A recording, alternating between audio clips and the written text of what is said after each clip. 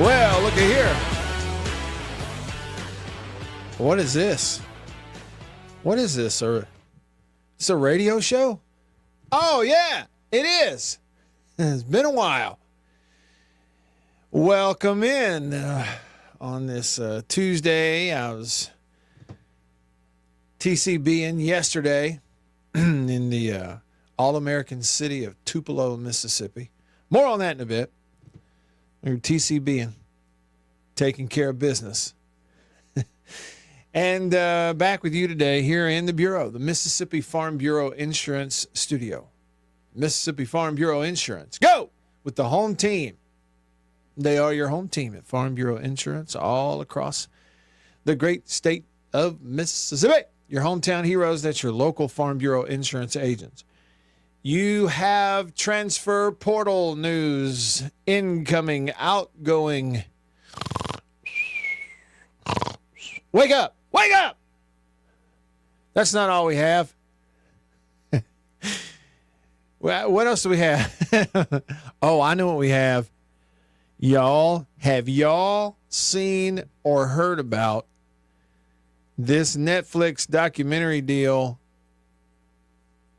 called The Kings of Tupelo? Have y'all seen it? Set, go and go. Elvis. I got a gal that I love so I'm ready. You talk about some people obsessed with Elvis. Ready to rock and roll. Going down to the corner. The Kings of Tupelo. Who's seen it? Hands up. Who's seen it? We got to talk about this. And look, Beeve hadn't seen it. Beeve didn't even know about it. Ready to rock and roll. Down a flat top cat and the dungaree dog. You can text the show. You can call the show. You can be a part of it by commenting on the live stream, and however you are able to be a part of it, I'll be glad. So get on in here. The country pleasing text line wide open, 885-3776. 885-ESPN is another way to remember it. You can call me on the Davini phone. 897-1059 is a number to call. 601 number, 897-1059. Yeah, it hasn't got a single solitary thing to do with sports, though. That's the only thing. Let's check in. Where's my, here it is. Hey, B. Hey, Matt Wyatt. Happy Tuesday to you, sir. You too. How was your Monday? It was, well, okay. Well, is a Monday ever really great? So I don't know. There's only so many ways to answer that. I think the only answers are okay or fine. Yeah, fine. I got through it. You can never actually say, oh man, it was awesome. Awesome Monday. Beaver,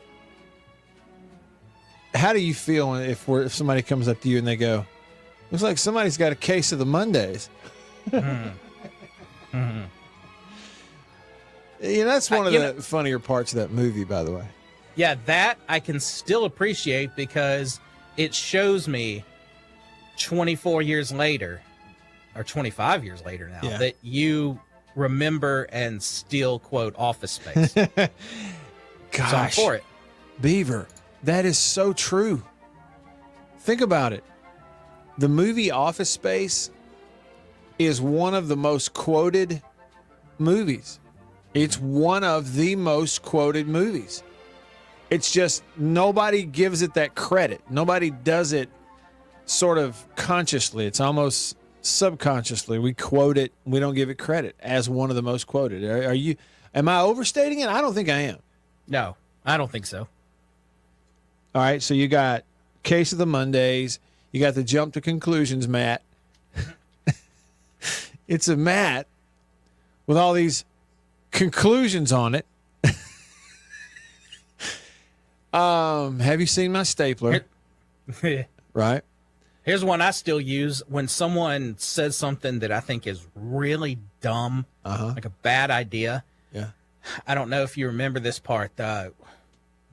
It's when he's presenting the Jump to Conclusions, Matt. Okay. And Michael Bolton says, "That's the worst idea I've ever heard." And Samir goes, "Yes, This is horrible, this idea.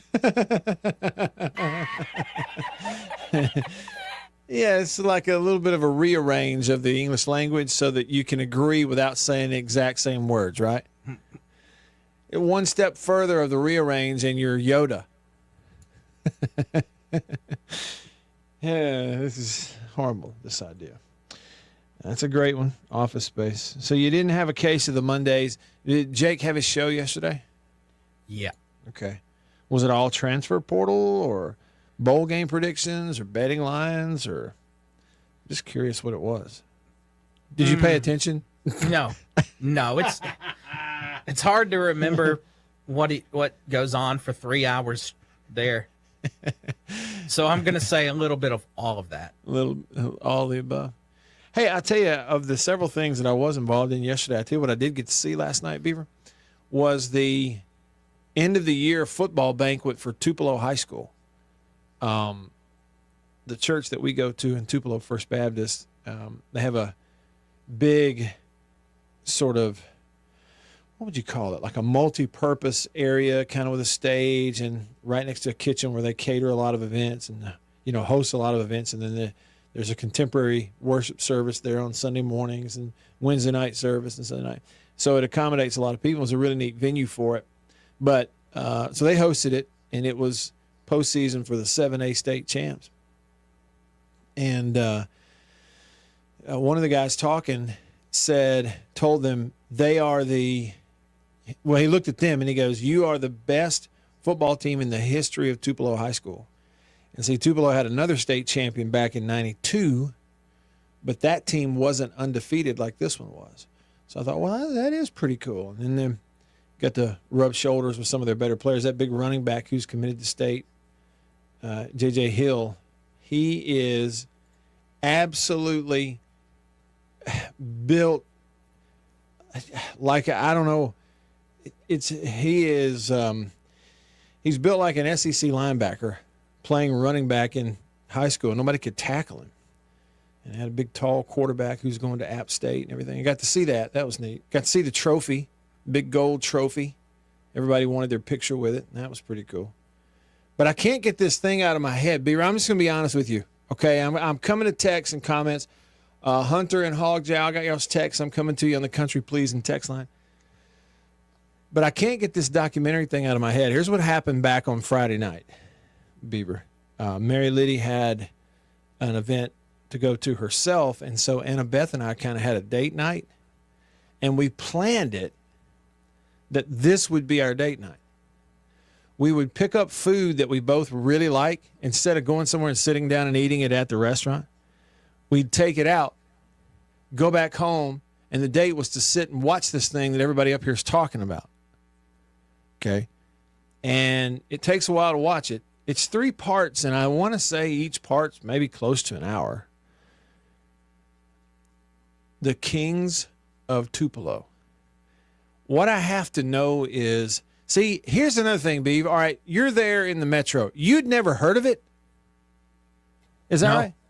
Well, apparently it was just released 6 days ago. Yeah. It's brand new. Yeah. Plus, I don't have Netflix. Okay. But you hadn't even heard about it. You hadn't heard anybody talking about it, nothing. I had not heard of it. And when you first because you texted me this morning, you asked had I seen it. You said, "Have you seen Kings of Tupelo?" My very first thought was, "Oh, must be some documentary about Elvis." Then I get to looking at it, and I think it's a scripted TV show because I see the people that are attached to it, these producers. It's not a scripted show, though. Yeah. Then I learn it's a documentary. Like, this stuff happened. This stuff happened, Beaver. And it happened in Tupelo, in the state of Mississippi. And listen, like, Elvis is at the heart of it because it's these people who are, hey, and by the way, Beav, for those that don't know, you're not supposed to say Elvis impersonator. You're supposed to say tribute artist. Huh. Okay? They will accept tribute artist. They will scowl if you call them an impersonator. You know what I mean? All right, but anyway, so there's that. And I'm talking, and it's these 2 brothers, and I know one of them. the guy who's kind of like the more famous Elvis tribute artist, Jack Curtis up here. Like every time I've ever gone to the golf course, I see Jack there, it seems like. He's always getting a lesson, trying to improve his golf game. But he's a really nice guy. But anyway, he and his brother at the heart of this, they started at a really early age doing like a duo act. But then one runs into this situation at the hospital where he says that he was in the morgue and he realized they were harvesting body parts at the morgue at Tupelo, at North Mississippi Medical Center in Tupelo. It ran him into what he felt like was a conspiracy to shut him down and shut him up, which then connected to a local funeral home, which is run by, I don't even know what words to describe, Beaver, the local funeral home in Tupelo, run by a local person who also happens to be a state representative, okay, politician, who then one thing leads to another. It becomes like, it gets intense. Next thing you know, this local karate studio is interwoven. Some guy there who's like this karate guy gets interwoven into it. Next thing you know, somebody is trying to poison the president of the United States, literally. From Tupelo, Mississippi, sending a letter to the president of the United States with, what do you call it? Ricin. You know, that this compound ricin that'll kill somebody like on contact? Yeah, from Tupelo. The whole thing is in this 3-part deal. I don't know how, there is no way to describe it succinctly for somebody, you know, who hasn't watched it. There's just no way. And it's my hometown. And I didn't really even know any of that was going on. Somehow I missed most of it. I don't even know how. It is all at the same time. It is frightening. It is hilarious. It is sickening. It is eye-opening. It is entertaining. It is ugly. Weird. People, like, for example, like Hunter said this on YouTube, talking about Kings of Tupelo on Netflix. Hunter said, yes, that show was not what I expected. So it's true, question mark, ha ha. See, that's the thing. It's left everybody in doubt afterwards also. I don't know, Beaver, if you don't have Netflix, how are you going to watch it? You got to have a way to watch it. Well, it's an interesting timing situation that you mentioned this today, because I'm sad to admit it, but you know, I get curious about certain things. So curious that I know that they're going to be bad, but I got to watch them. And one of those is actually the Aaron Rodgers documentary. Okay, I've heard about that one too. Premiered today on Netflix. Okay. So anyway, there's the interesting timing. I have every intention in the next couple days to get Netflix. Okay. And now you put this on my plate, so I will indeed watch this. Okay. It's just one of, you know, Beaver, it's one of those, like, well, I suggested for you to watch that movie, Nacho Libre. You know, I tried to strongly encourage you that you would enjoy it. This is different. Okay, this is different. Beaver, this is the state you live in. Okay, a guy you work with lives in this town. It has happened recently. You have to watch it. If for no other reason than so you and I can discuss it here on the air after you've watched it, okay? I want you to know something. Okay. I'm going to watch it. I'm listening to your words. What I want you to know is, if you were Jake Wimberly and you were to use the words, you have to watch it, I would absolutely 100% stay away. You'd boycott it? He's pulled this, and I stay away just because he tells me I have to. Well, please but for watch you, Matt it. Wyatt, I'm going to. I'm changing my words. Here you go, Beaver. Please watch it. Please, I'm begging you. I am not merely suggesting. I'm not recommending it. I'm begging you, please watch it. I'm getting older, Beaver. I just had a birthday. I don't have a whole lot of life left. Let's be honest. Oh my God. I need, before the lights go out, I need to hear you discussing what you will see if you watch this thing. I need that. I need to hear it. No pressure there. This man just said to me, Beaver, I'm probably going to die soon. And it's really going to bug me if I go to my grave and you hadn't seen this. Yeah, and for the record, okay, I feel the need to do this also, Beaver, since, on our show in particular, there's always been an element of people hearing what they want to hear instead of what they actually heard. All right, for the record, everybody listening, I'm not sick.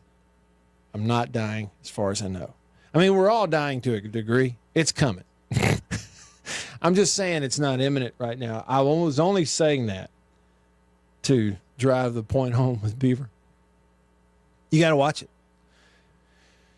The Kings of Tupelo. You will be simultaneously entertained, confused, freaked out, and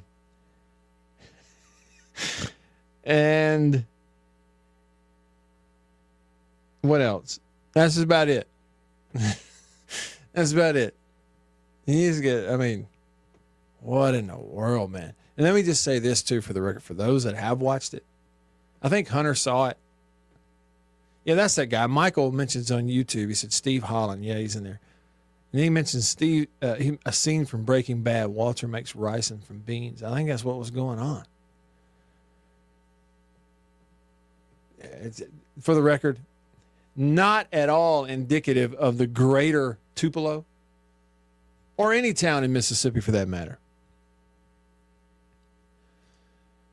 But I digress. Where's my applause? I'm supposed to get applause when I say that. Steve over on Facebook said, the fall and rise of Elvis was awesome too. And I didn't see that. Maybe I need to see it. Yeah, Sven, I'm just saying I'm getting older. Sven says, Matt, since when are you old? Did I miss something? He said, you look like you're 25. You got a great family, a lot of fun in life. He says, if you pass 60 years, then you can start to look back. Okay, so he says it's not time to start thinking about being old. Yeah.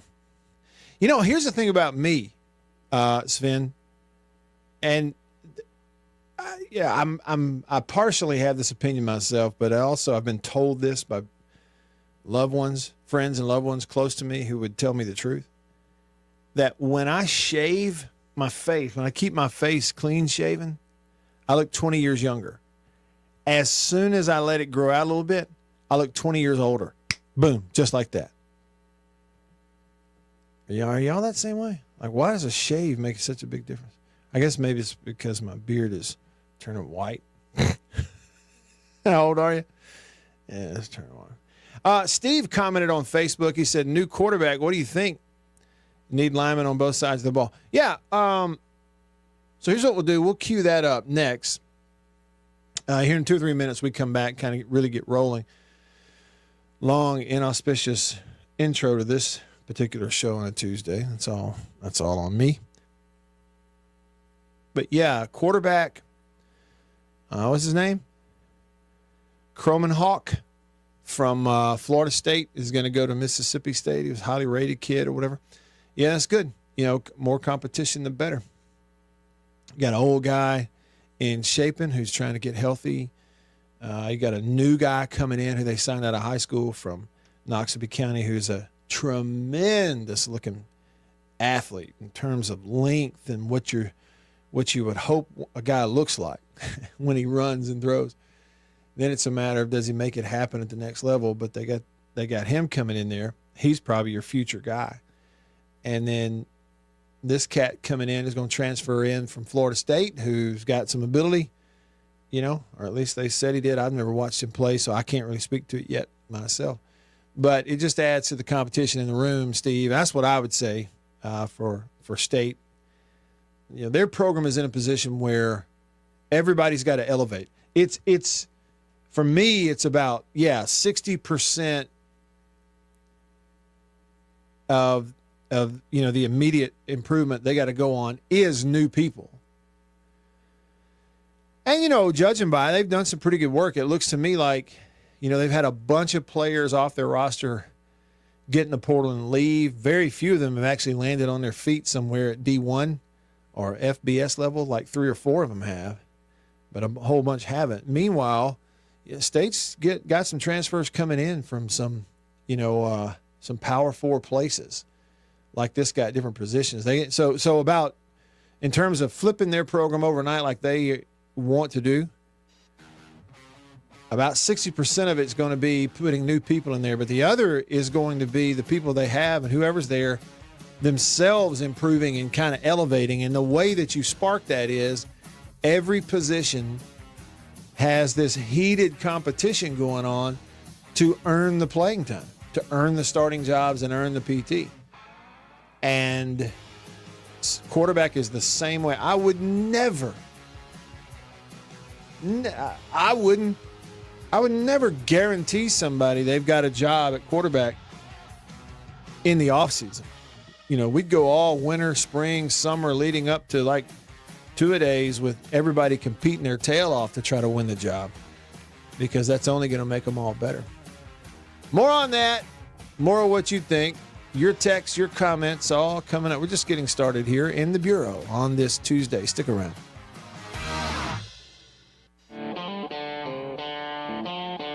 At the Vinny, we are your...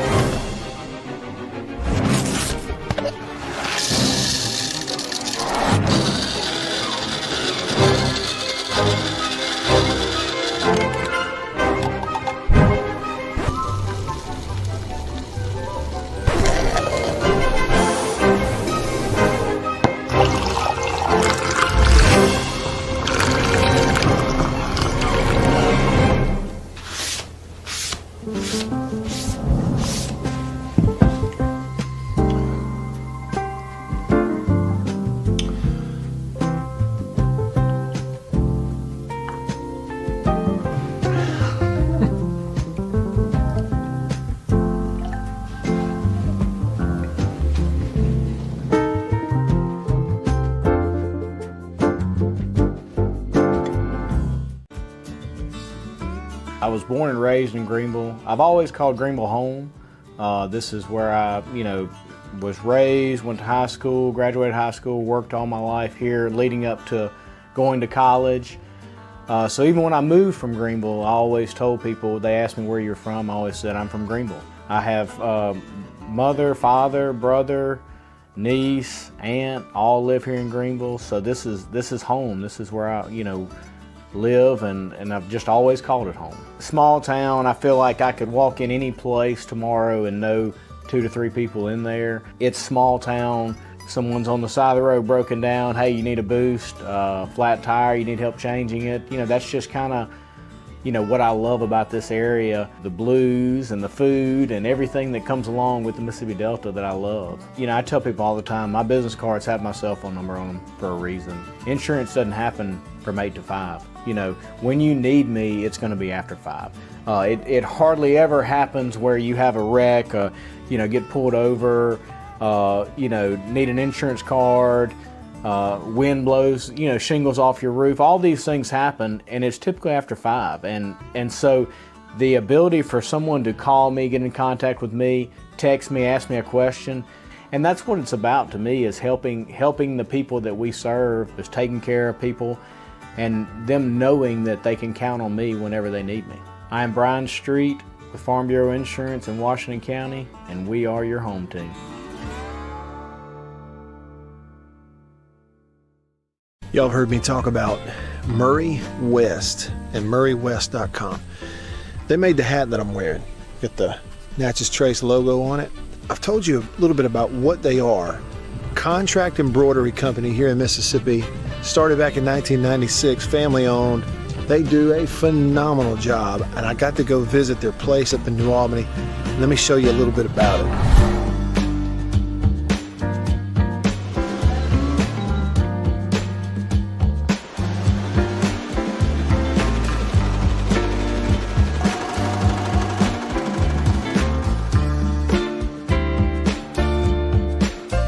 say they do quality stuff. They really do. And so custom apparel, team stuff, I mean, really and truly, just about every high school in the state is sending their embroidered, team gear, jackets, shirts, hats, stuff. Baseball teams, football teams, they're sending it to the folks at Murray West in New Albany. You go to their website, murraywest.com, you go to the bottom, you can kind of see some of the Prairie Wildlife, Ole Miss Athletics, Gentile, others that they work with. Can't recommend them enough.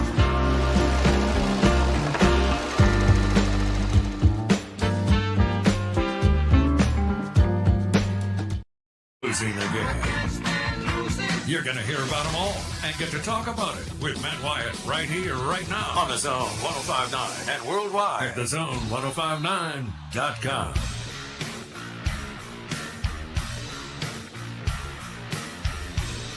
All right. Back with you. I'm Matt. In the Bureau, the Mississippi Farm Bureau Insurance Studio. Mississippi Farm Bureau Insurance. Go with the home team. They are your home team, Farm Bureau, all across the great state of Mississippi. Hey, what's today? Tuesday? Yeah. So we had the Vikings winning last night over the Bears, the hapless Bears. The Falcons beat the Raiders. Hogjowl texted and said, I think we may have seen the eventual Super Bowl matchup last night. What do you think? What a great game. Now, were you talking about... It's got to be talking about Lions-Bills from 2 days ago. That's what I was thinking 2 days ago. Sunday night football, right? Wasn't that the night game? That was the 3:30. 3:25 game. Well, that's the one I was thinking. Yeah. The best team in the AFC, regardless of record, is the Bills. Chiefs are going to be there. Just get ready. The Chiefs will be there. That's the way they do it. And the best team in the NFC, the Lions. And what a game. I mean, just incredible, isn't it? What was that? A combined 34 points in the fourth quarter. Think about that. A combined 34 points scored in the fourth quarter. What a great game that was.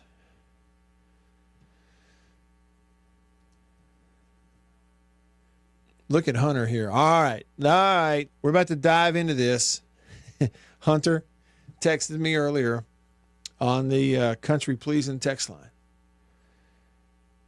He says, hey, Matt, I would like your thoughts on my assumptions I've gathered reading and listening to college football shows. He says, other than more hurdles, we don't know how college football collectives and revenue sharing is going to work.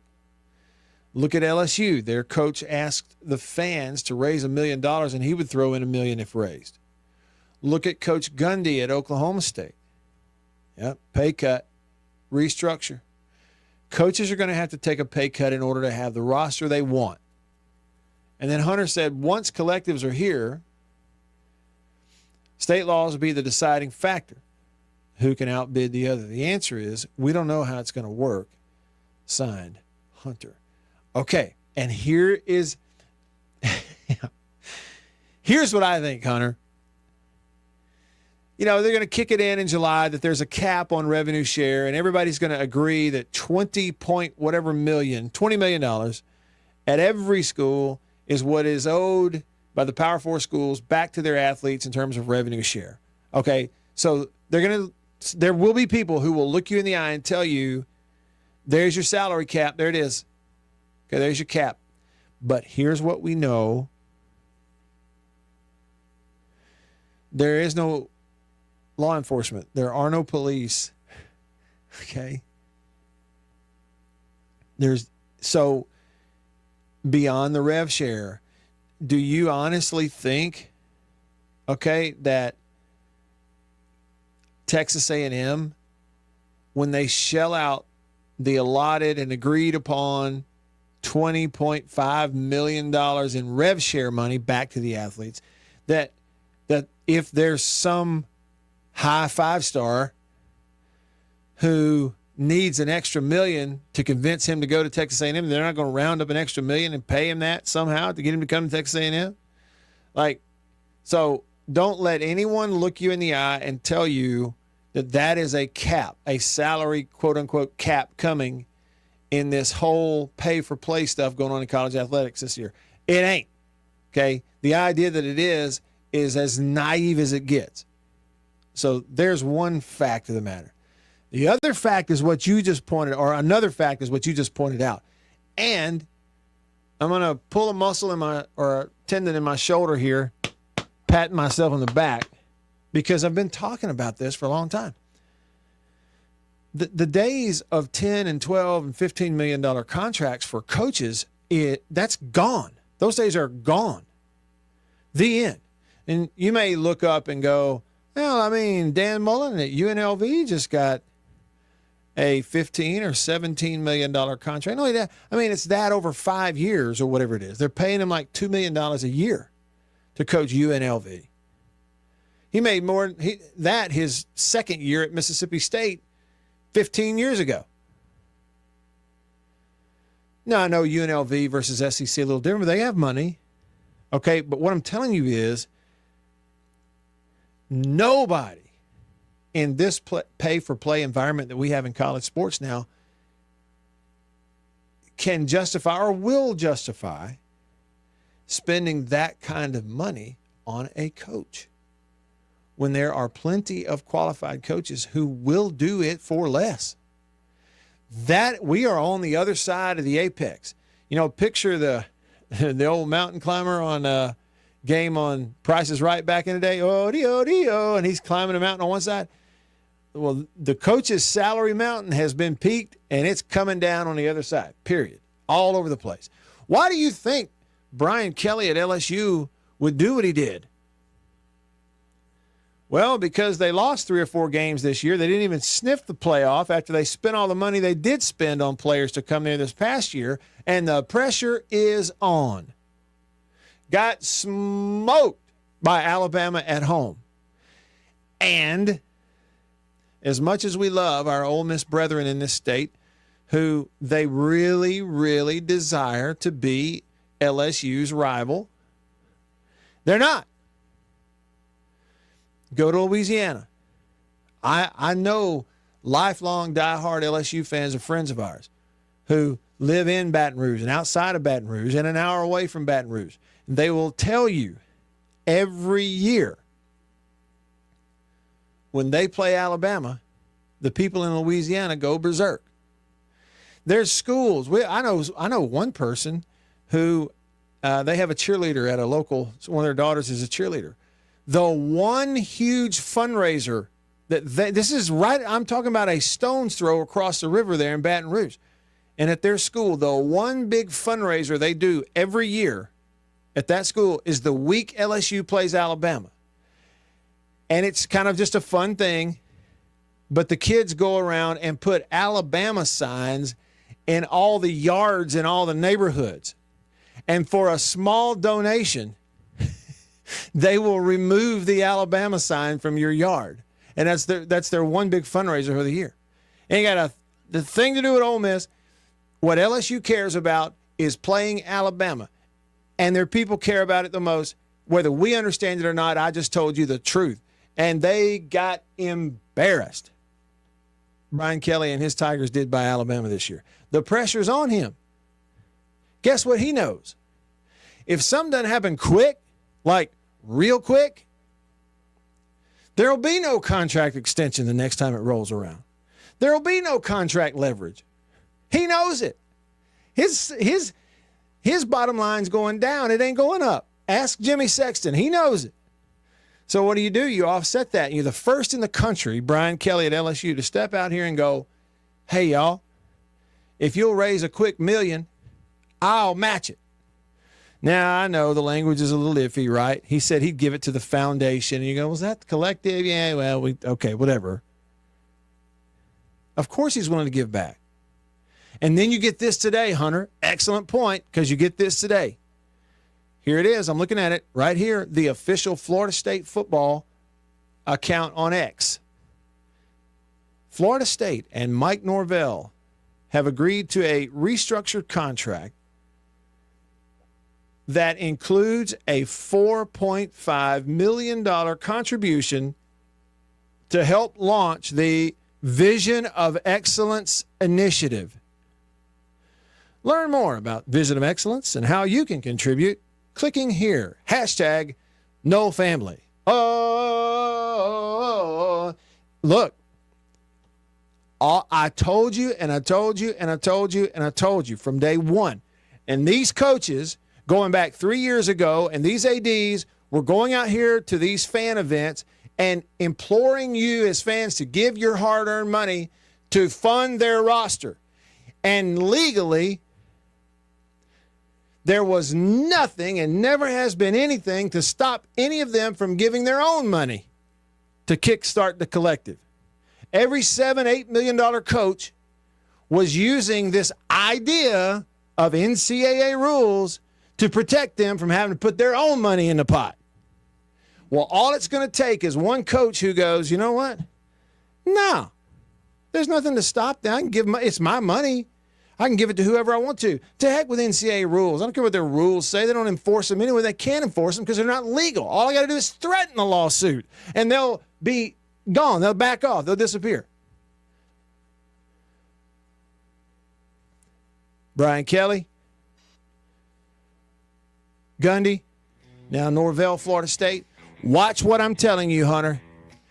Every coach at every major school in America is about to announce that they're going to give in some way back to their own fund. Watch what happens.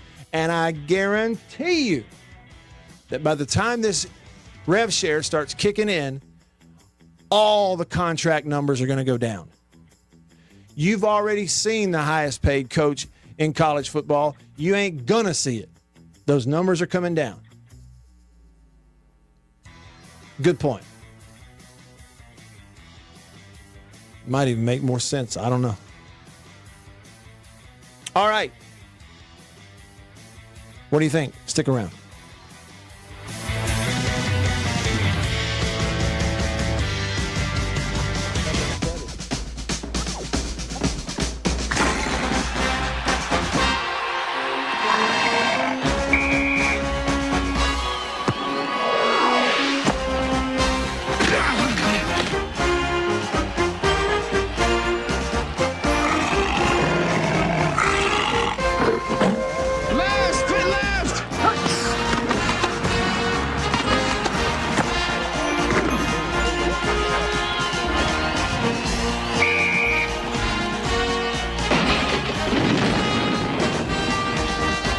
Today's game from Tuscaloosa, Alabama. Time was their breakfasts were gloomy. They just didn't feel right, and they didn't know a delicious cereal could help their sad plight. So they tried this and tried that, but irregularity kept coming back all the same. For as often the case, lack of bulk in their diet was actually to blame. Once at the grocer's, the wife was so drooping and sagging that a neighbor said, "Get on Kellogg's All-Bran wagon. Why, All-Bran has a flavor that's scrumptious to eat. So rich and nut-like, makes breakfast a treat.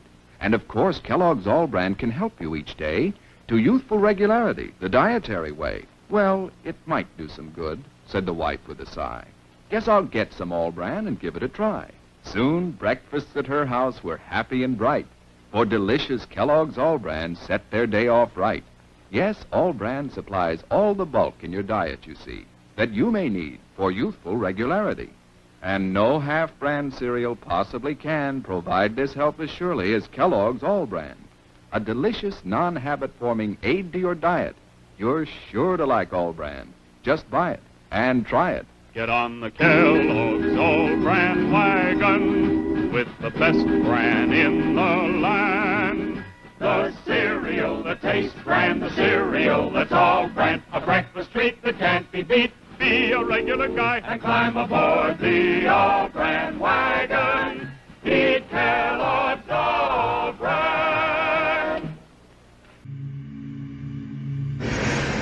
What is the secret of this enchanted book? What wonders are hidden within its pages? What magical spell does it cast on all who read it?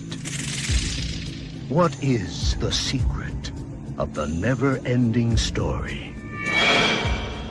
But that's impossible!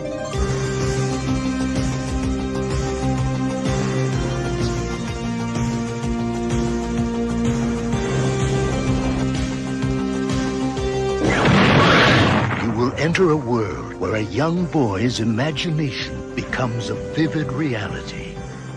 The world of Atreyu and Artax, the Rockbiter, and a good and kind gnome. A world that is vast and eternal, treacherous and dazzling, unforgettable and free. For anyone who's ever made a wish, believed in a fantasy, or had a dream, this is the never-ending story.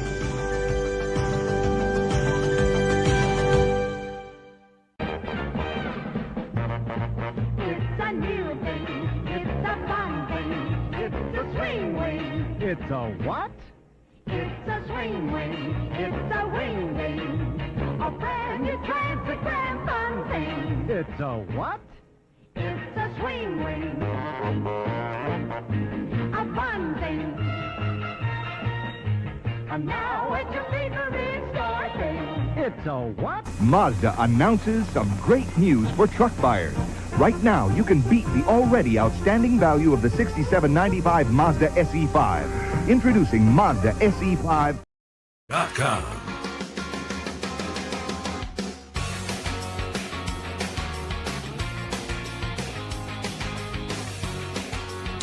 All right, back with you, rolling along.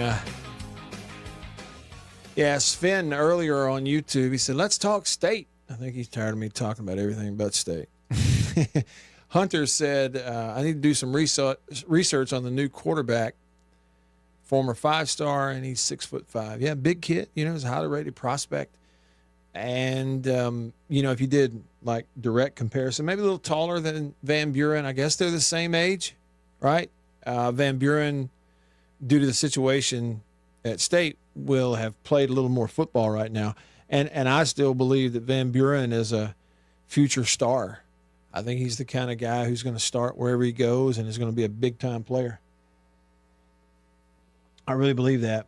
All the intangibles in the world, smooth in the pocket, excellent thrower of the deep ball, only going to get better. I think Van Buren's upside's way up there. And he's played a little more, see, so we know. I guess we know. And that's the thing for me too, Hunter. I'm no longer, well, no longer is not the right term. I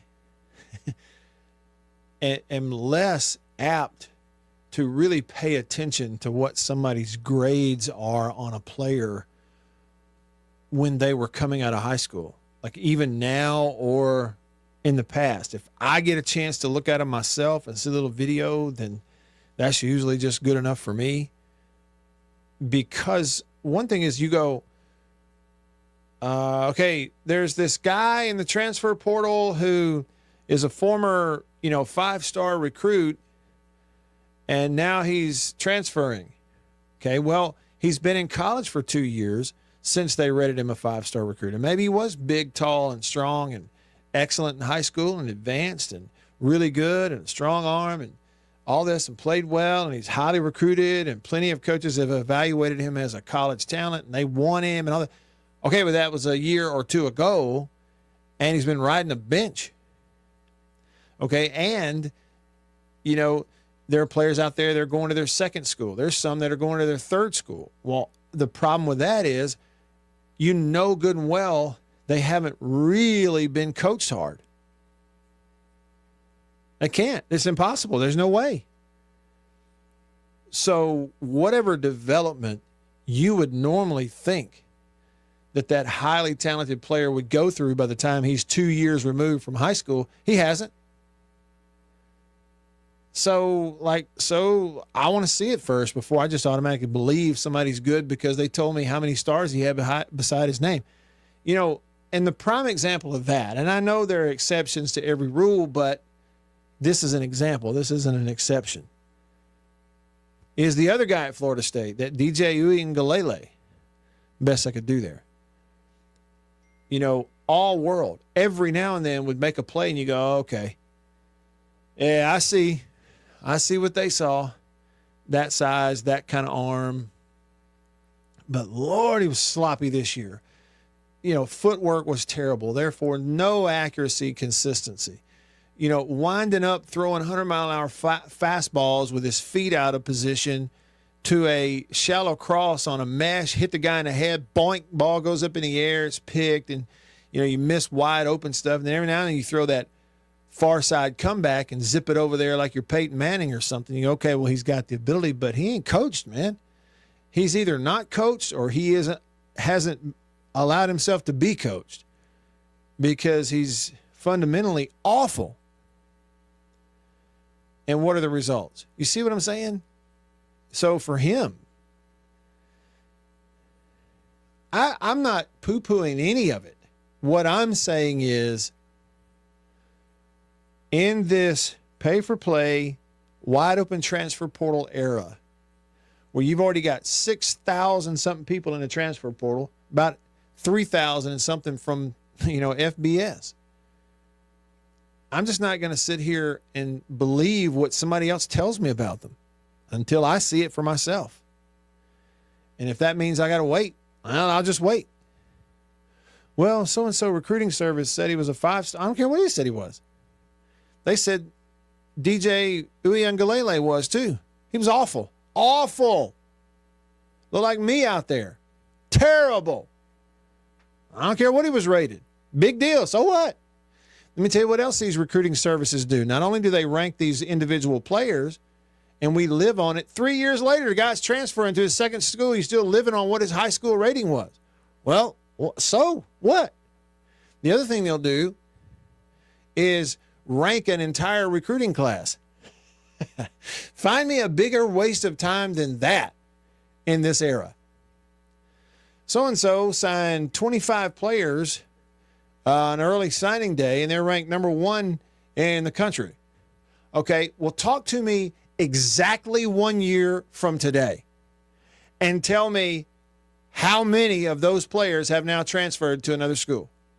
What, 50%? It'll be a minimum of 50%. Ask Texas A&M or LSU or Alabama or Florida State. Ask them.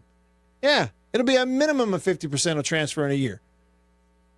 And yet you want me to sit here and listen to your rankings of these classes right now. Forget it.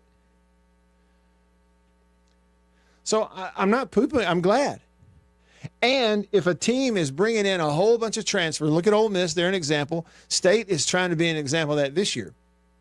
If you're bringing in a whole bunch of guys that were at really solid programs and, you know, teams at that Power 4 level, it gives you confidence that collectively it's going to improve things.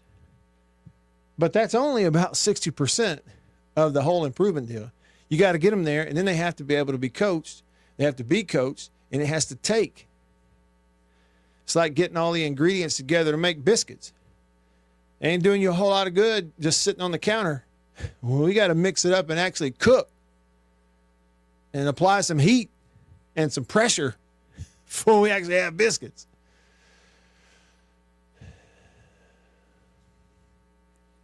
Is that a bad analogy? That's a good analogy. I'm sorry. I don't care what anybody says. That's a good one. All right, over to the phone line, the Davini Equipment phone line. Davini Equipment in Madison and in Jackson. Andre on line 1. What's up, Andre? Andre? He's gone. He's gone. All right, see you later, Andre. Call me back, Andre. Hats off Jackson State. Doing it the right way and doing it well. Hog Jowl text the show. Yeah, okay, so it was Bills and Lions, the game he was talking about. 34 points combined in the fourth quarter. Boomer Sooner text the show right on time and said, 34 points combined. combined. Unnamed texter said, I just saw this. Luke Kromenhawk, I think that's how you say it, committed to Mississippi State today. That's good. Put him in there. The more competition, the better. Put them in the mix. Let them compete. You want to play, be the best one in the group. If you're not the best one in the group, you don't play.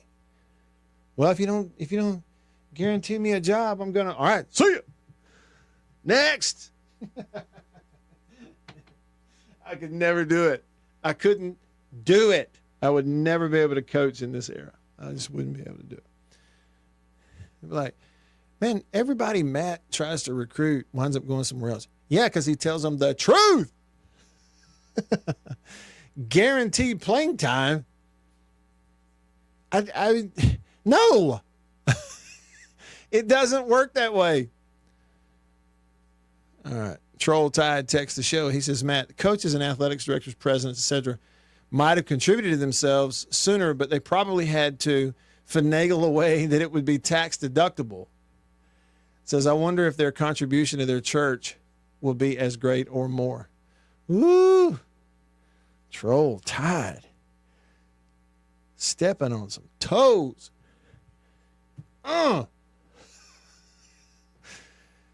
Man, stepping on some toes.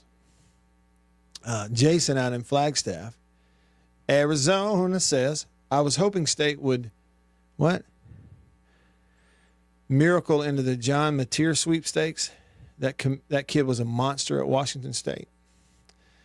And then he said, yep, those quote-unquote recruiting services said, quote, Dan Mullen can't recruit for a decade. I know, right? And, you know, Jason, you knew it was asinine the whole time. And so did I. Said, meanwhile, he has all pro players still all over the NFL. And he says, to quote him exactly, ain't got no use for that stuff either. Yeah, it's a monumental waste of time. You know, that's great. I mean, there's something to be said for like collectively stacking up the talented players in your roster and the depth and that you've got to have to be explosive enough to do it. I mean, there absolutely is the name of the game, the Jimmys and Joes. What I'm saying is it's especially for quarterbacks, what they said about them coming out of high school, you know, especially those that it was 2 and 3 years ago, it just does not matter anymore. It's not a part of you have to get them on campus and then see, especially quarterbacks. Really and true, like the offensive, defensive line stuff, evaluations and their ability, I think translate a lot easier roster to roster, coach to coach, system to system than do quarterbacks. All right, hour 2 coming up. Stick around.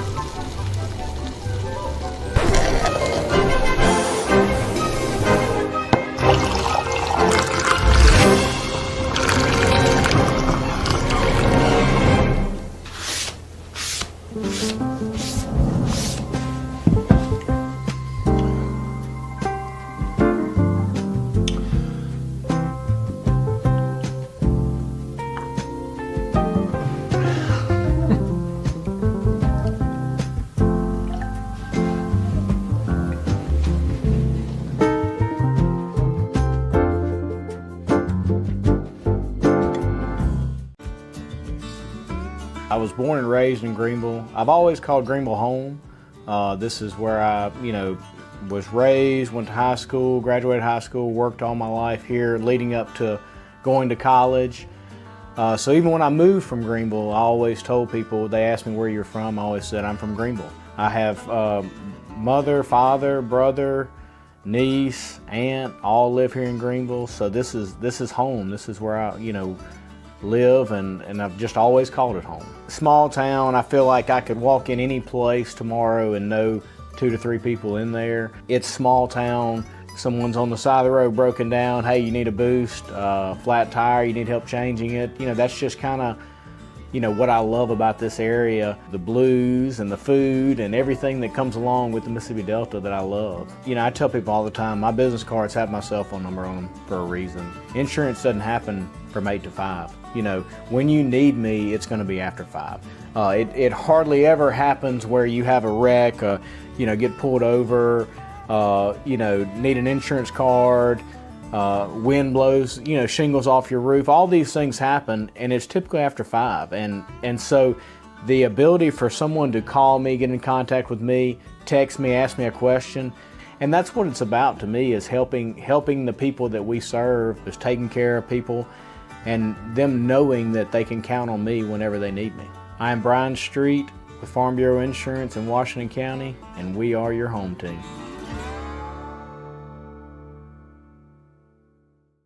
Y'all have heard me talk about Murray West and MurrayWest.com. They made the hat that I'm wearing. Got the Natchez Trace logo on it. I've told you a little bit about what they are. Contract embroidery company here in Mississippi. Started back in 1996, family owned. They do a phenomenal job, and I got to go visit their place up in New Albany. Let me show you a little bit about it.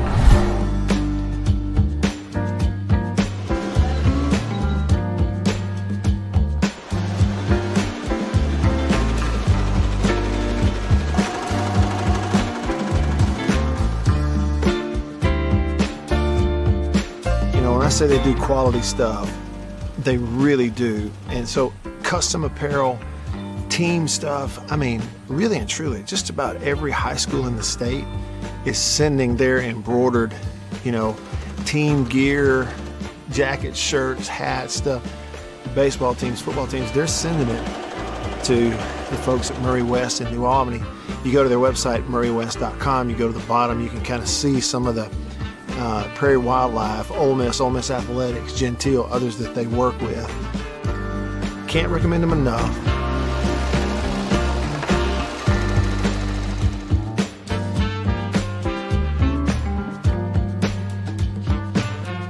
If you need your logo printed, embroidered, sewn on to anything, custom apparel and other stuff, make sure you go there.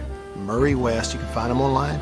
MurrayWest.com. That's MURRY West.com. Order now. Terms, taxes, and fees apply. See app for details. Downy Rinse and Refresh. Break up with stinky clothes. Rinse it out. Every now and then I get a little bit tired of the stinks that just will never come out. Oh, Downy in the rinse change. Every now and then I rinse it out. One wash and it delivers. One wash, it smells so clean. Downy Rinse and Refresh, it's a dream. Downy Rinse and Refresh. Fights odor in just one wash. Guaranteed. Hi, I'm Ryan Blaney, a third-generation race car driver, and we dedicate a lot of our time to going as fast as possible. My grandpa Lou is the reason why my dad and I started racing, and I'm really proud to follow in his tracks. But when my grandpa was diagnosed with Alzheimer's, it was a very unexpected bump in the road for us. I've learned a lot on this journey with my grandpa Lou, and the memories of my grandpa will always be with me. It's important to notice if older family members are acting differently, experiencing problems with their memory. Thursday, it's Cosby starting off a night of family fun. And leave it to Family Ties to keep the laughs coming. Oh no, what are we going to do? Everything's under control. Then on Cheers, will Norm think on a friend to get a promotion? Yeah, yes, yes. And the fun continues with Night Court, Thursday. For over half a century, dairymen have tried to capture in cans the flavor of pure, fresh milk. And now Foremost has discovered the secret with an evaporated milk that's closest by far to fresh milk itself. Kind of hard to believe, isn't it? An evaporated milk that doesn't have that old-fashioned evaporated milk taste. But it's true, and you can prove it. 1059 and worldwide. Now, here we go. At the Zone, 1059.com.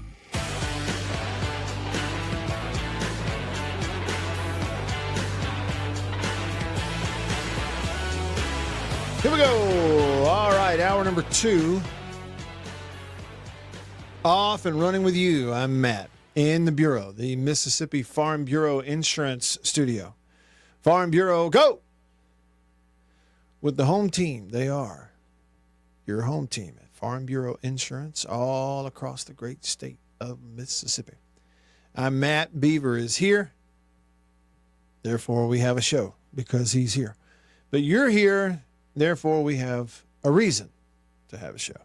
So I appreciate you being here. Be a part of it. You can comment on the live stream. Just type it in there, whether you're on Facebook or YouTube or X, formerly Twitter. Just type the comment in, post it. Pops up on my screen right here. All of them do. One nice, neat column. I can pop it up on the screen where you can see it. Sven says, I see a 2-10 season in 2025 again if we don't get defensive linemen in who are good. Well, I think you nailed it. Well, it's fun. Well, as far as the record, I don't know. Okay, I'm not predicting 2-10 again, Sven. That was pretty bad. But what I am predicting is it won't get a whole lot better if they don't get some defensive linemen who are good. And I don't think that's oversimplifying. I think it's just stating it. Regarding Coach Mullen can't recruit, Jason bringing that up. Blast from the past. Coach Mullen had the number 8 and 13 ranked class when he was in Florida. He said, is that terrible? No. But one difference would be, Sven, per capita, if you want to look at it per recruiting class, he put more guys in the NFL at Mississippi State than he did at Florida. Now, I know he had longer, but again, do it per class. Do it per class average. He put more Pro Bowlers in the NFL than he did at Florida. He had more first-round draft picks at State than he did at Florida.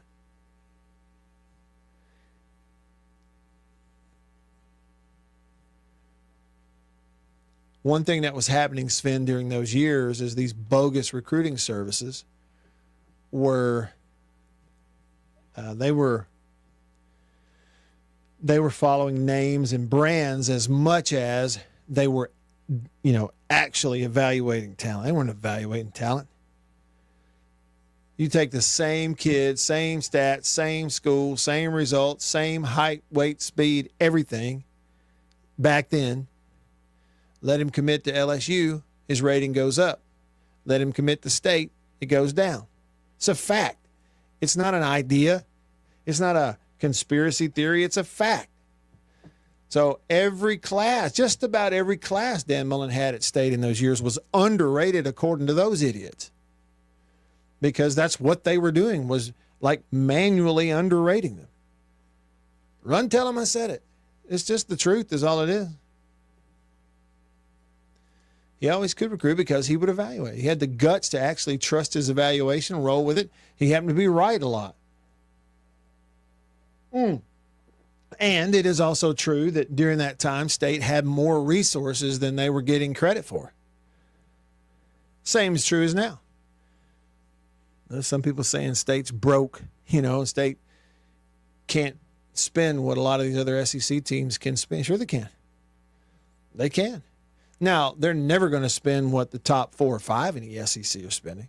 I mean, the Texases and Georgias and Bamas and A&Ms and, frankly, Missouris and Ole Misses, put LSU in there, they're always going to spend more and always going to be able to. But the idea you can't spend enough to get in the game there and compete, no, absolutely State can. Absolutely they can. Sven says this on YouTube. Coach Turner better get his stuff together and get some guys in. We don't live in the past with Chris Jones and Jeffrey Simmons. We need players now. Don't you know he knows it? Guarantee you Coach Turner knows it. He coached those guys. And, just because you want it doesn't mean you get it. All right, here we go. Patrick on the Country Pleasing text line. Country Pleasing sausage on grocery store shelves all around the Southeast. It's the best sausage, hands down. Hey, side note, I promised Patrick I'm coming to your text. But hey, Beaver. Hey. You remember I had a birthday recently? I remember this. One of the things I got for my birthday was a brand new non-stick skillet. It's white. That whatever's on the inside of this thing is white. It's got a white coating. It's pretty neat. It's really easy to see if you've gotten it clean or not when you wash it. But Beaver, it's huge. It's really big, and it's got these things built into the bottom side of it that actually conduct the heat coming up from the stove a lot quicker, like so the pan will heat up a lot faster and maintain a consistent heat longer. Does that make sense at all? Mm-hmm. I can cook in that thing right there. Let's say 2 eggs over medium and a whole bunch of sausage all in one skillet at the same time, evenly, have it all ready at the same time. My old nonstick skillet was a little smaller, and so I'd like cook my eggs first and then I'd cook the sausage, or vice versa, and one was cold before the other one was. It was always a juggling act. And now it's all ready to eat. It's all hot at the same time. I can cook it all in one skillet. It's so non-stick, it just slides right out of there. Oh, Matt Wyatt, we are about to have I don't know if it's an old man conversation. No, it's a very adult, grown-up conversation, because I haven't even mentioned this to you, but I have been in the market for a new non-stick pan. Yep. I made the wrong decision with the previous one, apparently. And during cleanup, there's no non-stick to it. Those eggs, they take a little time to get off there. They stick? Yeah. It's false advertising? Mm-hmm. Hey, Beav, you remember when we were kids and we thought that false advertising was illegal? Like people would go to jail for false advertising? Apparently not. So what did you do? You still using it, or? Yeah, I'm still using it, because that's why I'm bringing this to you, because now that you bring this up, I need you to share that information with me. All right. Tell me what you got there. What kind? See, I don't even know the brand. I'm not a brand person. Something about me, I don't pay attention to like the name of stuff, and I should, but I just can't. I never have. I won't be able to do it. I can describe it for you, Beaver. Remember that whole visual thinking thing? Like thinking in pictures? That's it. I don't have the name. I just know it's white on the inside. But Annabeth, she's the one that bought it for me. Okay, so I'll get it from her. Hey. I also had thought about, this is why I talk about these grown-up conversations, because when you have to devote thought to what kind of pans you're getting, that's something also when we were younger, we never thought we'd be concerning ourselves with this. Yeah, Beaver. I had thought, do I need to go another non-stick, or do I need to go to a stainless steel? or cast iron, which cast iron's awesome.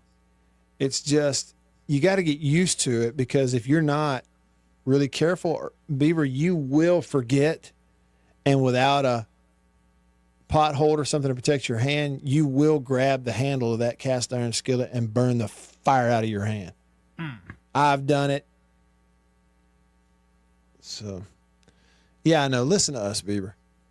We are at an age, like, we didn't ever think we'd get here, Beaver. You and I could probably carry on a conversation with each other, 30-minute conversation, talking about buying new tires for your car, getting your brakes done.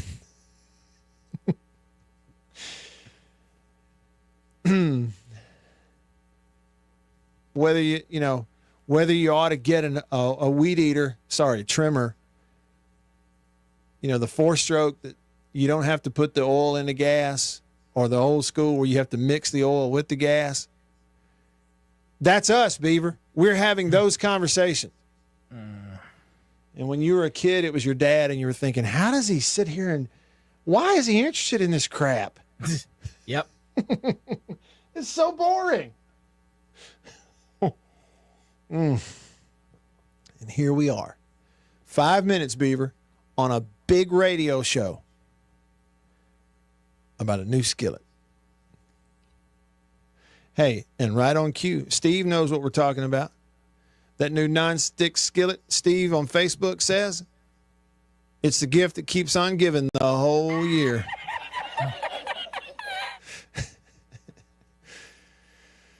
Well, country-pleasing sausage in a new skillet. Big enough to cook the eggs all at the same time. Yeah. Little hot coffee from High Point Roasters in there with it. And you can't rain on my parade. All right, Patrick on the country pleasing text line at 885-3776 says, JSU should hang a banner for the Heisman.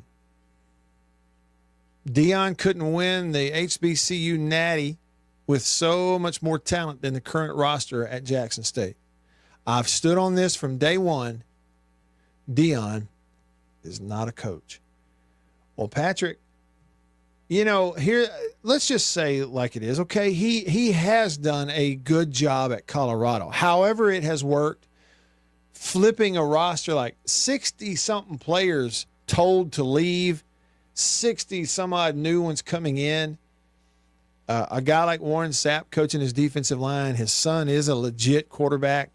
You know, I don't like all the jewelry holding the watch stuff up, but when the ball is snapped, the kid is tough as nails and he's good.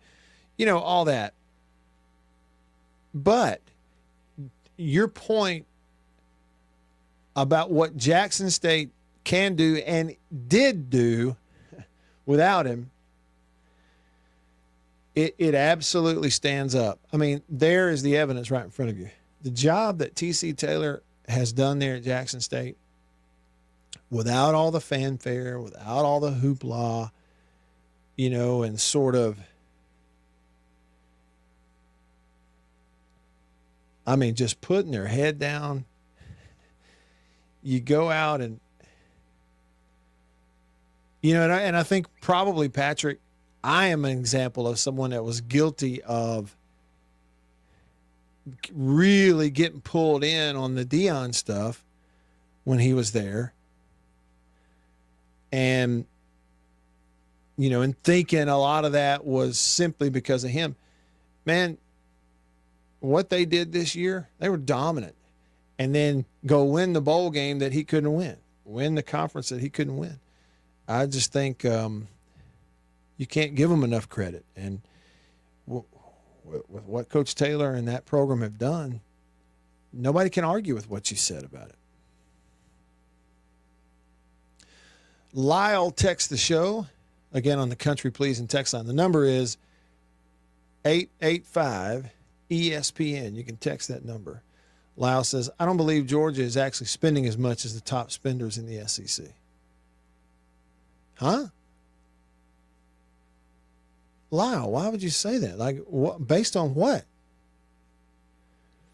Man, Georgia has been spending more than everybody else in the SEC on recruiting for years now. Not only is their above board budget larger than everybody else's, but you also think the below the table and now out in the open NIL isn't larger? Of course it is. I mean, look up, Lyle, they are. I'm just telling you. Jonathan texts the show. He says, agree. He says, what you can spend and what you do spend are two different things.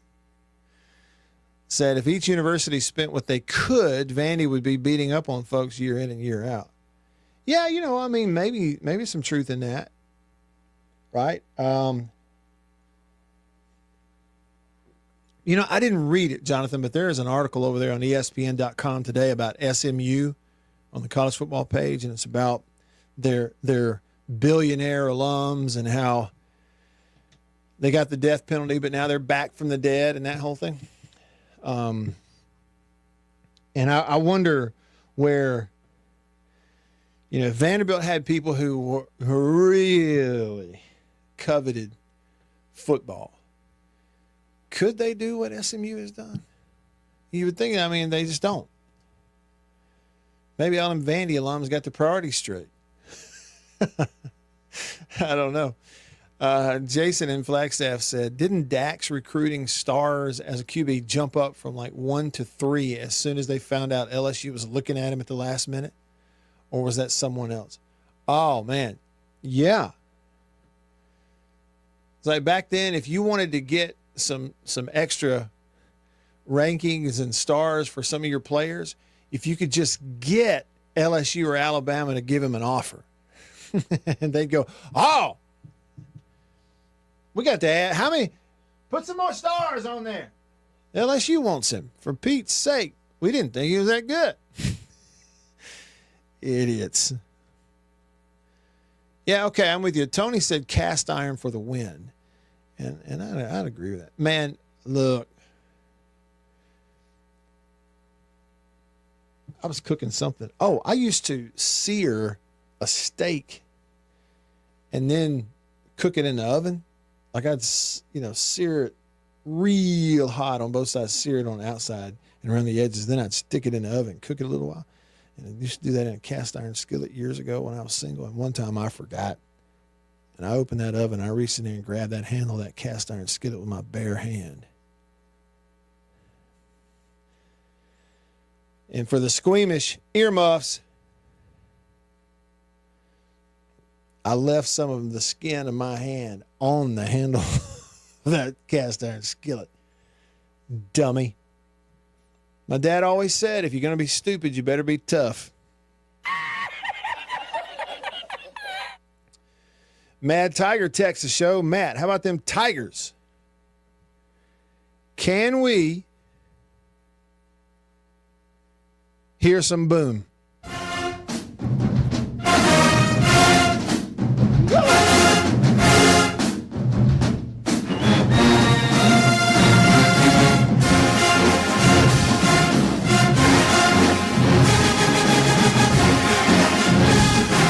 Look at it. Mad Tiger. Y'all look at it.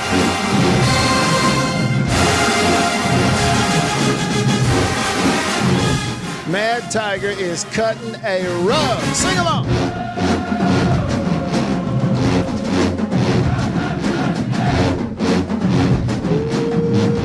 Woo!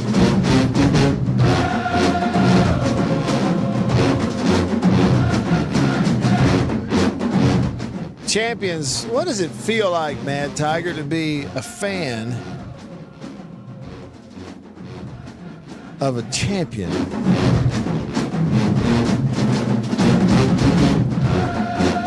Roll your windows down. Turn it up to 11. Turn a few heads.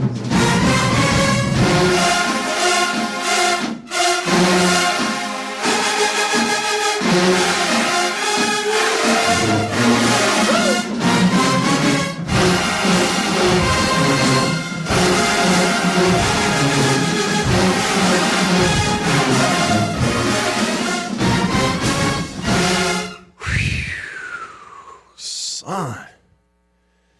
My goodness. All right, sit down, Mad Tiger. Take a load off. Catch your breath. If that won't light your fire, your wood must be wet. MSU 1980 says, Matt, unfortunately, I have to buy new nonstick skillets about once a year because my wife uses forks in them and scratches them all up. Keep telling her not to do it. Does no good. And then he told me the Top Golf offer still stands. I would like to go. I definitely would like to go. Man, you got to get through to her somehow. You can't keep ruining them. Get rid of the forks. Hide them. Just go plastic. Denzel texted the show. Said it seems the only thing holding Jackson State football back from the HBCU national title was Deion. Hashtag facts over fiction. Man, y'all are rough on Prime today. Hey, Beav, what do we do now on the show? Do we say Deion or do we say Prime? Which one is it?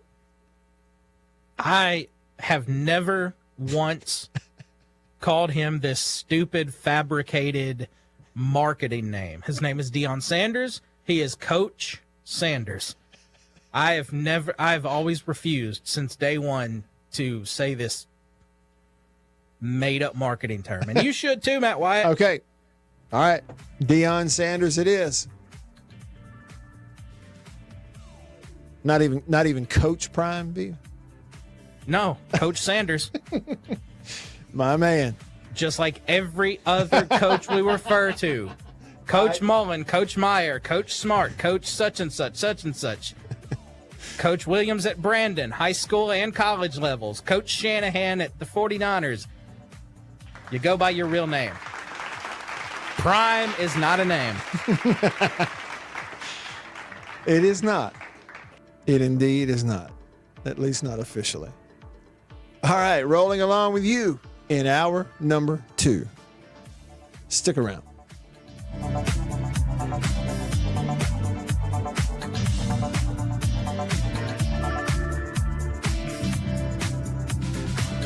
Thursday, it's Cosby starting off a night of family fun. And leave it to family ties to keep the laughs coming. Oh, no. What are we going to do? Everything's under control. Then on Cheers, will Norm fink on a friend to get a promotion? Yeah, yes, yes. And the fun continues with Night Court. Thursday. For over half a century, dairymen have tried to capture in cans the flavor of pure, fresh milk. And now Foremost has discovered the secret with an evaporated milk that's closest by far to fresh milk itself. Kind of hard to believe, isn't it? An evaporated milk that doesn't have that old-fashioned evaporated milk taste. But it's true, and you can prove it.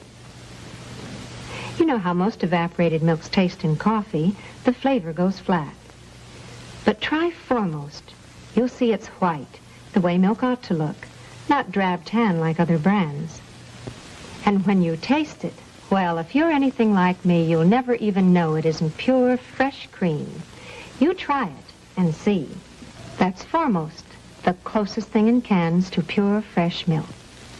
Remember, your family gets the most from Foremost. Coca-Cola, come on, girl, gotta share a Coke with you. Let the feeling show through. You wanna live a little bit more. That's what the taste of Coke is for. Coke is life. Everybody wants a little life. Coca-Cola, Coke is life. Everybody wants. Come on, Harry, come on. We're getting our picture taken. Special moments. Times of your life you'll want to remember. In pictures. Smile, Howard. Smile. To help make those pictures look as good as they can, make sure Kodak paper is behind them. If you don't see these words, it isn't Kodak paper. Just look for this sign when you get your pictures. Kodak paper, for a good look at the times of your life. See, wasn't that fun? Come and get it! Come and get it!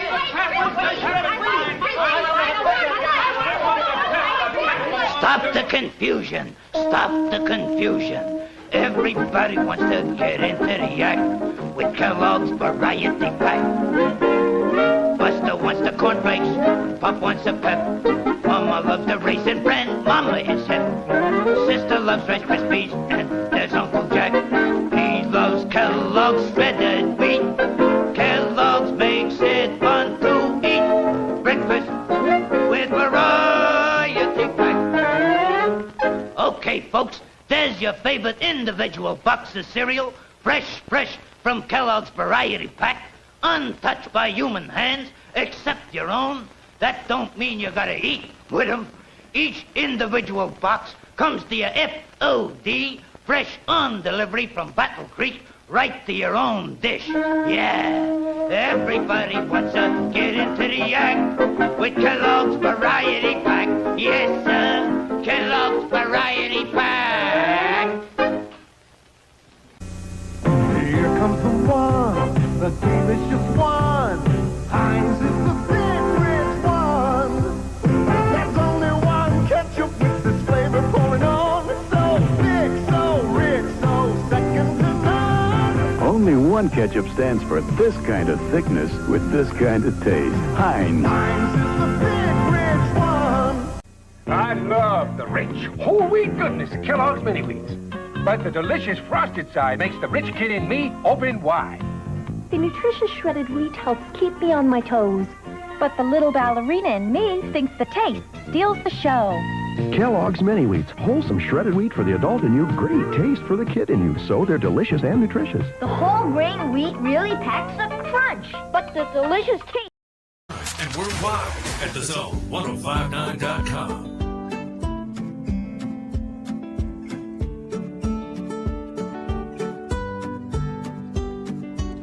All right, back with you. I'm Matt in the Bureau, the Mississippi Farm Bureau Insurance Studio. Mississippi Farm Bureau Insurance. Go with the home team. Let's see. Pick up where we left off. Hunter asks on YouTube, Matt, can you watch some film of the new quarterback and tell us your thoughts? Well, yeah, let's see. And then what would we have? How much would we have? What's his name again? How you spell his name? There it is. Luke. It's not Jake. It's Luke Kromenhawk, I believe is the pronunciation that I've been told. Luke Kromenhawk. And let's see. How much has he played? Hang on. Buffering. I'll tell you. All right, here we go. So this year, his first year in college at Florida State. So he is indeed the same age as Michael Van Buren. And so at FSU this year, he played in 6 different games. He had 84 pass attempts. He was 44 of 84 as a freshman in those attempts. 500 yards, 3 TDs, 2 picks, 3 and 2. Yard per attempt was 6 yards. So, yeah, I don't know. I mean, again, I don't know. Looks like he played the most in the Florida game at the end of the year. In terms of all the games he played in, it looks like he played the most in that one. So then the last game, he was 15 of 28, 53%, 140 yards, no touchdowns, no picks. But looks like he had, gosh, is that right? He also had 21 rushing attempts in that game against Florida, 32 yards. So he's credited with a bunch of rushing attempts. In their win over Charleston Southern a week earlier, he was 13 of 20, 65%, 209 yards, 3 TDs, no picks, 8 carries, 31 yards. At Notre Dame, he went 5 of 8 passing. Against North Carolina, he went 2 of 7 passing with 2 interceptions. And then first game, according to this, no, that would be the last 5 games. That's not all the games. It just says last 5 games. Against Miami, he went 6 of 14 passing. And against Duke, he went 3 of 7 passing. No touchdowns, no picks. So all of his touchdown passes came in that one game against Charleston Southern. So, yeah, I mean, there's a little bit there, a few snaps, but not really a lot. I guess you'd have some in that last game against Florida. We could watch that. That might be the thing to do. Just pull up that Florida game, watch that, playing a good SEC defense, see how he looked, and end of the year, and now he's moving on. But yes, Hunter, yeah, now would be a good time to to do something like that, wouldn't it?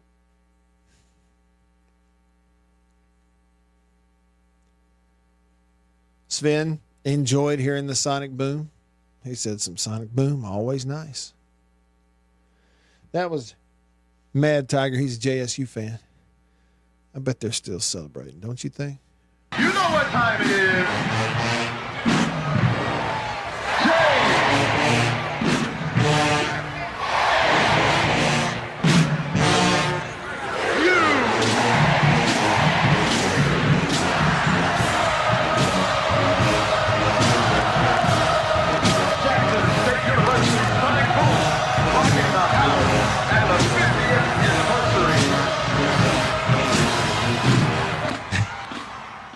Hunter said he watched a few of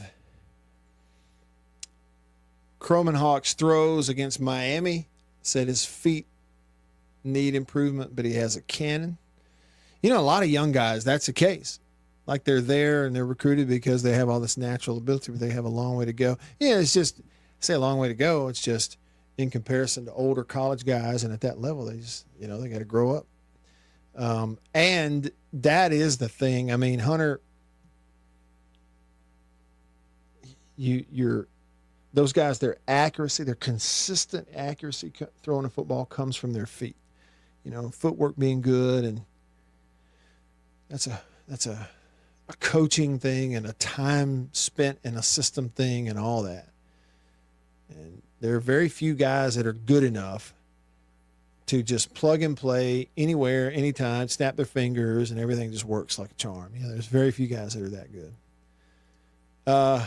Speaking of, JS290 said, Sleepy Robinson said that he sat for 2 years and told Coach Sherrill he had forgotten what he was good at. Sound like Sleepy. Well, Coach Sherrill didn't forget, and everybody found out what he was good at in pretty short order. Sleepy was a really good ball player. Yeah, that's a different experience, you know, and probably the best experience. I mean, it really is. Like long-term in terms of what's best for a young prospect is to, it's almost like 9 times out of 10, what's best is for that young quarterback to have to go and sit and practice and lift and study and practice and lift and study for like 2 years. Until almost like you're good enough at all the fundamental stuff, and you've done it so much, you are sick and tired of not doing it in a game. And they put you in a game, and you're just good to go. I actually didn't have that experience. You know, like for me as a quarterback at State, when I went in there, I redshirted my first year, but then my second year in school, my redshirt freshman year, the first year I was actually, you know, eligible because I had redshirted the year before. I began to play. I started a couple of games as a redshirt freshman. I got my first start on the road at South Carolina. I started another game at home. I think it was against Auburn, and then played in maybe 9 or 10 more of the ball games here and there. And so I played as a freshman, and then one starting job as a sophomore. You know, and really and truly, like, plenty of ability, but was a little early for me. You know, a lot of the other stuff of handling the whole thing and, you know, in terms of consistent footwork and all of that fundamental stuff, when they start chasing you and now the offense is yours, I really wasn't quite ready for that. And I struggled. I was very up and down and turned it over a bunch. And that started that sophomore year. Was the starter going into my junior year. I guess started the first 3 ball games. Then I got benched in the game at Oklahoma State and remained benched the rest of the year. Got back on the field later in the year, played in a bowl game. But then as a senior, you know, played some, started. I mean, I might have started 1 or 2 games that year, my senior year, but I played in just about all of them my last year. But that particular year was an example for me of where, you know, my sitting and watching came in the back end of my career as opposed to the front end. And it was good for me because then it's you practice and you study and you watch, and you practice and you study and you watch. And then, so all that stuff is like you're just drilled in all the fundamentals of the position. And then when you do get out there, you're just ready to go. You just do what you've been doing. It's not, you're not overthinking it. You're not freaking out. You just do what you've been doing. And, you know, so later in my career is when I got to experience what it feels like to, okay, this just works. Not doing anything outside of what we're supposed to do. These are my steps. This is the deal. He gets the ball. This is the read. Here we go. Complete here, complete there. All right, score. Okay, kick a field goal, win the game. Talk to the media, go to the house, go fishing on Sunday afternoon. I mean, you know, and that's really kind of the way it's supposed to work. And not everybody gets that. And because, you know, it's a strange thing, but every quarterback who has ever come out of high school as a recruit and with ability, knowing you're good enough to go there and play, wanting like crazy to get up there and play, every quarterback who's ever done it, you don't want to sit on the bench. You're convinced you can't take it. I was convinced I can't handle sitting on the bench. I can't take that. Sitting there watching. You're convinced as a freshman that you're good enough. I can do it. I can play right now. I promise you I can play. Let's go. But in reality, what you think you know, you don't know. You need some time. Most guys need some time. And so, most guys at that FBS level are not getting that because it's too easy now to just go, hey, who needs a QB? Where, travel not an issue. Throw me a few bones, I'll come play for you next year. I'm ready to play. It's just most guys aren't getting the developmental time. And so I think what it probably does is it begins to and is having an effect on offensive design and systems and playbooks all over the country because everybody's got to be plug and play. You've got to be a system that some guy can come walking in and go, oh, yeah, I know that. Here we go. Hut! You got to do that. It's everybody's dependent on first-year guys all the time. All right, a little bit of time left with you here on this Tuesday. I'm Matt in the Bureau. Stick around.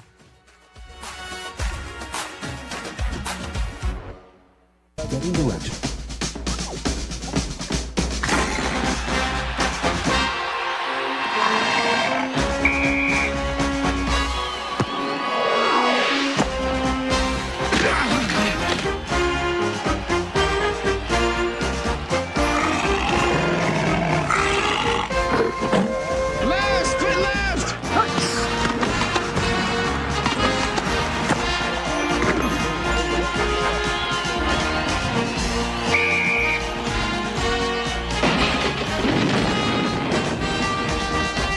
Today's game from Tuscaloosa, Alabama. Time was their breakfasts were gloomy. They just didn't feel right, and they didn't know a delicious cereal could help their sad plight. So they tried this and tried that, but irregularity kept coming back all the same. For as often the case, lack of bulk in their diet was actually to blame. Once at the grocer's, the wife was so drooping and sagging that a neighbor said, "Get on Kellogg's All-Bran wagon. Why, All-Bran has a flavor that's scrumptious to eat. So rich and nut-like, makes breakfast a treat. And of course, Kellogg's All-Bran can help you each day to youthful regularity, the dietary way." "Well, it might do some good," said the wife with a sigh. "Guess I'll get some All-Bran and give it a try." Soon, breakfasts at her house were happy and bright, for delicious Kellogg's All-Bran set their day off right. Yes, All-Bran supplies all the bulk in your diet, you see, that you may need for youthful regularity. And no half-brand cereal possibly can provide this help as surely as Kellogg's All-Bran. A delicious, non-habit-forming aid to your diet. You're sure to like All-Bran. Just buy it and try it. Get on the Kellogg's All-Bran wagon with the best bran in the land. The cereal that tastes grand, the cereal that's All-Bran, a breakfast treat that can't be beat. Be a regular regular guy and climb aboard the old bandwagon. Eat Kellogg's All Bran. What is the secret of this enchanted book? What wonders are hidden within its pages? What magical spell does it cast on all who read it? What is the secret of the never-ending story? But that's impossible!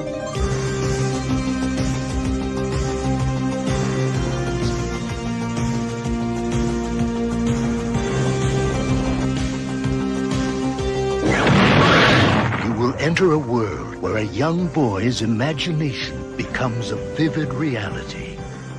The world of Atreyu and Artax, the Rockbiter, and a good and kind gnome.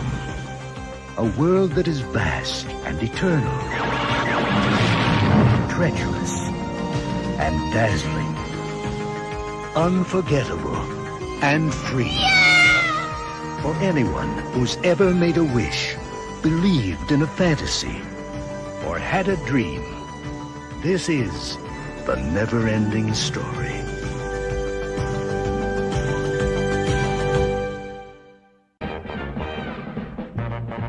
It's a new thing.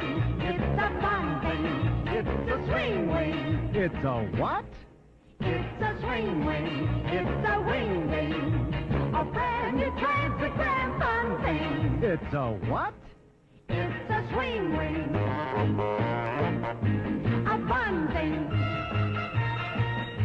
And now it's your favorite store thing. It's a what? Mazda announces some great news for truck buyers. Right now, you can beat the already outstanding value of the $67.95 Mazda SE5. Introducing Mazda SE.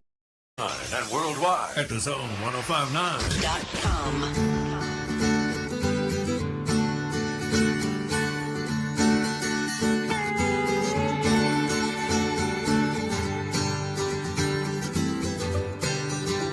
Back with you, I'm Matt. In the Bureau, the Mississippi Farm Bureau Insurance Studio. Staying connected to you because of C-Spire, the #1 network in Mississippi. C-Spire, customer inspired. Check them out, cspire.com.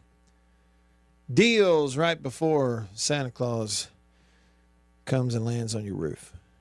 Might want to check that out. Hey, Hunter says, Matt, since you and Jack Crystal share a birthday, do you have a story that you can share? Maybe interviewed you or a random run-in. Yeah, probably a lot. I've told one story before. It doesn't have some emphatic ending. I just thought it was classic Jack. So what is this, 2024? So this would have been, probably about 20 years ago. Close to, right around 20 years ago. I was living in Tupelo. I was working at a single at the TV station, at WTVA television there, doing sports and outdoors, and, thinking about sports, and might have started thinking about, the possibility of maybe someday calling games. I thought I had the ability to maybe be an analyst, since I had played. So I was thinking about that, and I knew Jack lived in Tupelo. Maybe I'd even had a conversation with someone, and they said, you ought to just pick up the phone and call Jack. I had, done different jobs, and I used to go eat breakfast at the Ramada Inn at their breakfast buffet, and he would be in there with his buddies, and he did a local radio show with a weekly radio show in Tupelo with a guy named Bill Cossett, who they were really close friends, and Bill would have Jack on the show. They would kind of do it together, and so every now and then they'd have me come by on the show. So anyway, I'd interact, and at some point I picked up the phone, called Jack's house, looked it up in a phone book. He answered. I said, hey, this is Matt Wyatt. He's like, hey, man, how you doing? I'm like, I'm great, and I just am reaching out. I just had in the back of my mind thinking about possibly looking at easing into some radio or calling some games, something like that, and I just felt like I'd be stupid, Mr. Crystal, not to pick up the phone and call you. So I'm, to see if maybe you had some advice or maybe even the steps to take if you wanted to initially get started in radio. Well, he was as gracious as he could be. Yeah, and one of the first things he said was, you have to find, if you want to get into calling games, especially calling them on the radio, you just kind of have to find a place to start. He said it almost doesn't matter where it is. Most guys, he said, start in high school, where there might be a local school that needs someone to call their games on the radio, some turnover, and you kind of get in that way and get started at the high school level and then see what opportunities might open up from there. Plus you get some experience. And then he said, I don't know if they have any plans to make a change on their radio broadcast or whatever, but Tupelo High School, he said, they have their games on the radio here. He said, and the guy doing them is awful. And when Mr. Crystal said that, I thought, okay, so he's not a fan of whoever's and he said, yeah, he's not. He said, you could do that. He said, you ought to just go tell them you want to do the Tupelo game, see if they might change. He said, because the guy doing them is not very good. Well, I found out afterwards that the guy he was referencing doing the Tupelo games, who he was saying was awful, was his best friend, Mr. Cossett. And Jack was kind of halfway joking, being sarcastic when he said that about his best friend in the whole world, Mr. Bill Cossett. And then I think I talked to him about that later on, and he might have even alleged or alluded to me that when he said that to me on the phone, that Mr. Bill Cossett was sitting with him in his living room when he said that. And he said, yeah, the guy doing them right now is awful. So, and if you knew Mr. Cossett, nobody got a bigger kick out of that than Mr. Bill Cossett himself. He's since passed away over the last few years also. Yeah, but so, it wasn't, my phone call to Jack was not one of those things where he, immediately put me in touch with somebody and immediately an opportunity opened up. It was just, I called him, and I'll never forget that conversation and the things that did open up for me. It was the Lord just opening those doors. That's kind of the way it has worked. But I'll never forget that conversation with Mr. Jack, and thanks for asking about it. Hey, Grumpy texted the show here on the Country Pleasing text line. He said, Matt, I had a long congratulatory text about Coach T.C. Taylor and JSU ready to go yesterday. Was going to ask for some Sonic Boom and no Matt. Yeah, I know. I was out. I was with Mary Liddy yesterday, who she was singing at the Tupelo Rotary Club meeting, which started at noon at the same time this radio show starts. She and some of the other folks who are involved with TCT, which is Tupelo Community Theater, they go this time of year, every year, to the Rotary Club and put on a show, sing for them and all that. And Mary Liddy was singing in that. I wanted to be there and see all that. And we had some stuff to do afterwards. So that's my reason I wasn't here. So I'm sorry I wasn't here, Grumpy, for your congratulatory JSU texts for Coach Taylor and the folks for winning the championship. And then he said I actually talked to Mad Tiger a couple of weeks ago at Primos's. All right, Grumpy, listen. How did you know it was him? So, Grumpy, did you previously know Mad Tiger? Or were y'all there and just struck up a random conversation and figure out who each other are? Or did you hear him talk and you recognize his voice? I would think it's got to be one of those three scenarios led to your conversation with Mad Tiger. Because if any of y'all ever heard Mad Tiger when he calls in here, he's the kind of voice where once you've heard it, if you were out and about and you heard his voice, you'd go, oh, that's that guy. He's got one of those voices, in my opinion. In my humble opinion. Let me give you a couple other things today. Let's see. Today is what? December 17th, it is National Maple Syrup Day. Now, I got to check in with Beaver here on something real quick.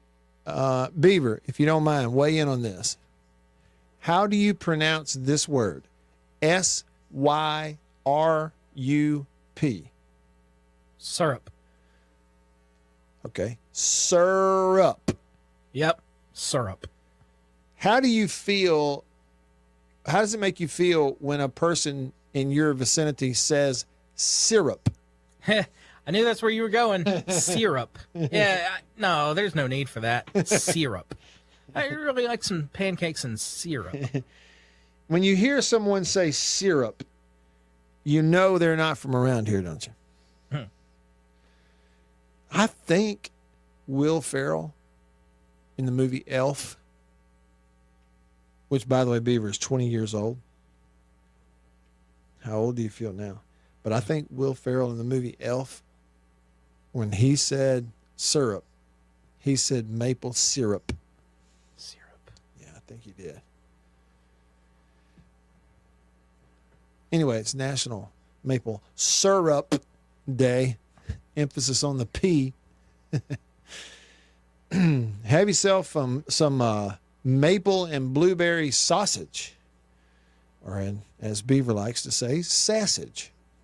Sausage and syrup. Yeah, you're going full on Wisconsinite if you're pronouncing it that way. Don't you know? Okay, Grumpy confirmed when he ran into Mad Tiger at Primos's. He said he knows who he is, but he did recognize his voice. He said, we had fun talking about me. What'd y'all say?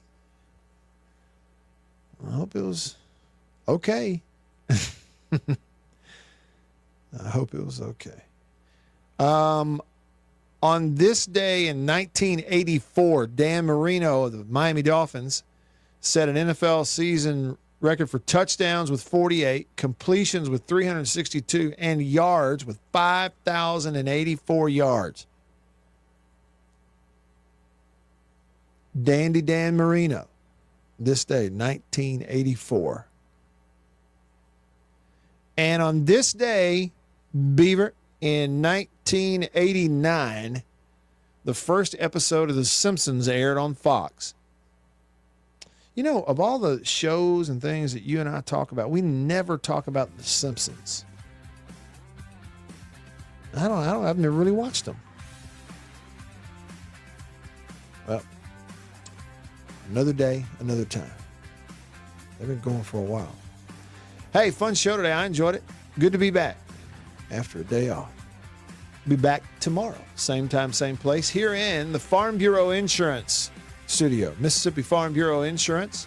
Go with the home team. For Beaver, I'm Matt. All of us here on the show. We'll see you tomorrow. Same time, same place. See you then.